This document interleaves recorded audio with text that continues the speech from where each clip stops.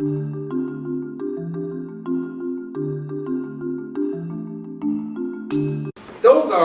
are important issues, but they're not priorities from a community standpoint. Now, why would you say that? Why isn't that a priority?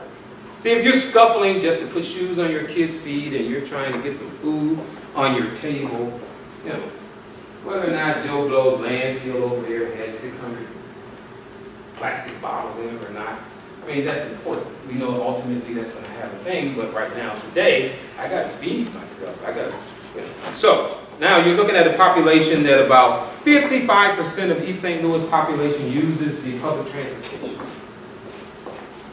So therefore, parents who have to be at work at, let's say, 7 o'clock, they're leaving home at 5:30 so that they can get on the various pieces of transportation to be at work before 7 o'clock. Then they got to work those hours, and then they got to take that same transportation back home.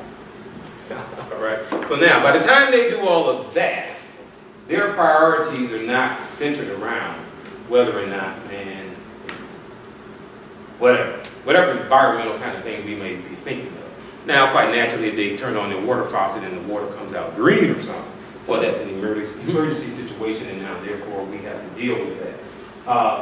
But what you do find is that as individuals are giving more free time through being able to acquire jobs and opportunities that allow them to make a more meaningful salary that allows them to be able to do things a little more flexibly. Now I don't have to worry so much about those things, and now these other things start taking on they move from important to priority or essentials, okay? So what you're going to find is that, and that's one of the frustrations that we oftentimes find when we have non-black, non-minority people come into our neighborhood. They're trying to figure out, wow, why aren't you guys concerned about these things? These things are important, right? And we're trying to figure out, wow, why are you so important? Found about that thing, man, and my child is over here needing milk, but you ain't helping me get no milk, right? So there's a dichotomy. Both of us are passionate, right, about those things, right?